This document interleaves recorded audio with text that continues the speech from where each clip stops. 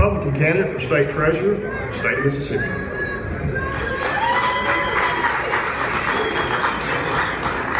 Hey, how's everybody doing this morning? And I appreciate y'all being here, learning about your candidates, and taking part in this great tradition of the fair. My name is David McRae, and I'm going to be your state treasurer because it's time that we put competent management of our money back in the state treasurer's department. Now, I'm from a deep family, and the family is very important to me. Growing up, my family taught me the responsibility of giving back to our community. It's not because it was the thing to do for business, but it was the thing to do for Mississippi's children, and it's also the Christian thing to do as well. Now I have a family of my own, and I understand what my parents were teaching me all those years ago. So let me introduce you to my wife, Katie, who's sitting here on the front row, who's my biggest supporter, and my, thank you. And my little girl, Madeline, who's 4 years old, who's also, I think, a little bit bigger supporter than my wife, and our 7th-month-old, who doesn't know it, but he is a big supporter of me. Now, I'm not a career politician, and as you can probably tell, I don't sound as slick as one either. I'm not running to sound like a politician, and I'm not, because we've all had enough of politicians wasting our money and telling us how great they are for doing it. So while I don't sound as slick as a politician, I have the skills and the necessary requirements to be your state treasurer, because I know each and every single day I'll be in that office managing your money the way it should be done, and that means it's not my money, it's y'all's money. Now, I'm running for state treasurer, like I said, because I want to restore competent management of your money back to the state treasurer's office. As a 4th-generation Mississippian, I feel so blessed to have grown up here in Mississippi. From its very beginnings, McRae's department stores believed in giving back to the community. Starting in 1965, my grandfather, Richard McRae Sr., began donating 10% of McRae's annual profits to communities around this state, so that communities could become a better place for all of us here in Mississippi. But also, McRae's created jobs all around this state, so people could continue to live here and have a great time and understand and live in such a great state. This philosophy of giving back earned McRae's loyal following that will continue on for centuries and continues on to this day as we still help communities around the state. Mississippi has always been a place where hard work and playing by the rules meant that you had an opportunity for success and a bright future. However, things are changing in this state, and not for the better. Like many of you, I supported Neshoba 4 years ago. I was told that she was a fiscal conservative. Like y'all, she told you all that as well. However, in the last 4 years, I've been appalled about how our money's been mismanaged up in the state treasurer's office. Now, it's not just with the out-of-control spending of office furniture. There are many reasons to put in a new treasurer. How about 2 billion reasons to put in a new treasurer? That's how much she says our state could afford after our state debt had doubled and our credit rating had changed from stable to negative. If I'm your state treasurer, I'll encourage fiscal responsibility in our spending and not more moral. Or you can say there are 25 million reasons for change. And that 25 million comes from first shutting down the state college savings program, losing our state millions of dollars. Now, she said she had to fix it, and for whatever reason, she said she had to fix it. However, at the time the state savings program was shut down, she lost us 14 to 18% in revenue that would have been gained from new enrollees in the particular market. She has made college savings unaffordable for those who live in our great state to send their children or their grandchildren to our great schools here in Mississippi. Or you could say there are 31 million reasons that we need to make a change in the state treasurer's office. Now that 31 million comes from the money that is left in our unclaimed property fund that Neshoba has willfully disobeyed the law and not returned to the citizens of this state. If I'm treasurer, I will proactively work to find all the unclaimed property held by the citizens, nonprofits, and local governments around our states.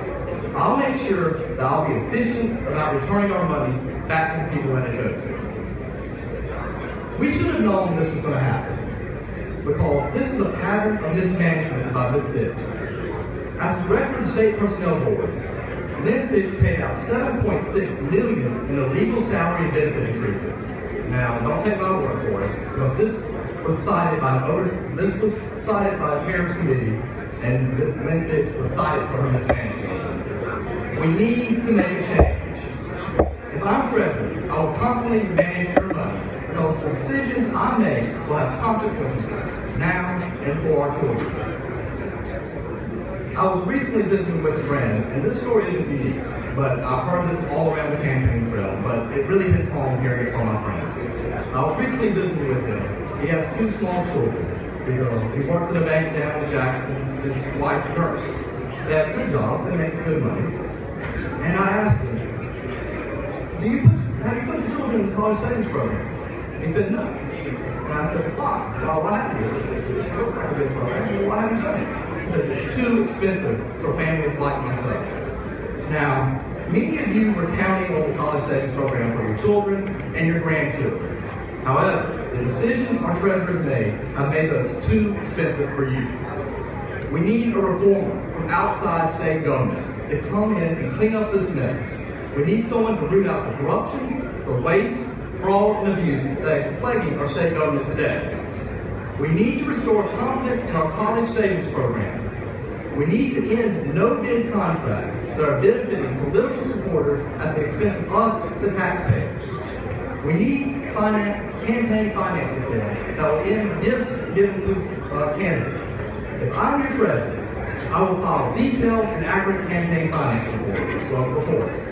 I will proactively and publicly release my legislative budget requests and detailed information on my office budgets. And I will work tirelessly to fight for a more effective and accurate state transparency website so that you can see how your money is being spent. Because after all, it's your money. I will work to protect purpose and keep our promises to those who have worked tirelessly for this state without raising the taxes. We need some fresh faces from outside state government, not more career bureaucrats. We need someone with business and investment experience that will treat your money like it's yours, not theirs to waste. It is said that evil triumphs when good people do nothing. And as I've grown older and had 2 children, I've realized this is so true. Because every day I wonder and worry about the state that I'm leaving for my children, and I'm a long-term thinker, my grandchildren. We need to leave the state in a better place. I will be a fiscally responsible leader who confidently manages your money. We need a state treasurer who shows up for work every single day to fight for the taxpayer. We need a state treasurer who actually wants to be our state treasurer. Now, I'm not in this race for the position. I don't need it for a ladder or to install my resume or the next one with a ladder of success. I want this job because I see what is happening in our government and that we need a change in direction here in Mississippi. The reason I'm running is best told by a story my father told me as a young man. It's a story about customer service, something that is sorely lacking in our state government today, and especially at our state treasurer's office. Back in the 1950s, when McRae was just a few stores and my grandfather had taken over the store from his father. My grandfather had just come home from work that day on Christmas Eve and was getting ready, setting up Christmas for my father and at the time my aunt. And my grandmother had just prepared dinner. And as my grandfather and his family was about to sit down for their Christmas Eve dinner, the phone rang. My grandfather answered it, and on the other end of the line was a frantic father.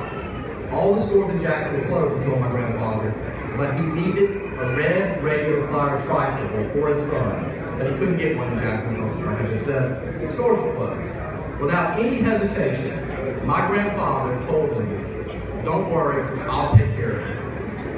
So I don't know what this man thought. I don't know what thought my grandfather meant. But my grandfather, right then and there, grabbed my father, grabbed some rolls from the kitchen, hopped in the car, and headed down to the store on Capitol Street, where he met the young father, who I'm sure was surprised to see him. For the next 30 minutes, my grandfather fixed the tricycle for this young father so that he could have a perfect Christmas for his young son. That's what customer service is, and that's the kind of customer service you will get if I'm elected state treasurer. Now please join me in making Mississippi the best it can be and restore confident management of your money back to the state treasurer's office. Now, next, my opponent is going to speak, and I think we need to ask her some questions. Why she waste so much money on redecorating her office? To me, that's just not right. Why did she wait for the state newspapers threaten to sue her until she finally published the unsafe property report? Why did she shut down the state college savings program and mismanage it to make college more expensive for families in Mississippi? We deserve answers to every single one of those questions. My name is David McRae, and I'm asking for your support, and I'd be honored to have your vote on August 4th, so we don't ever have to ask those questions again. Thank you very much.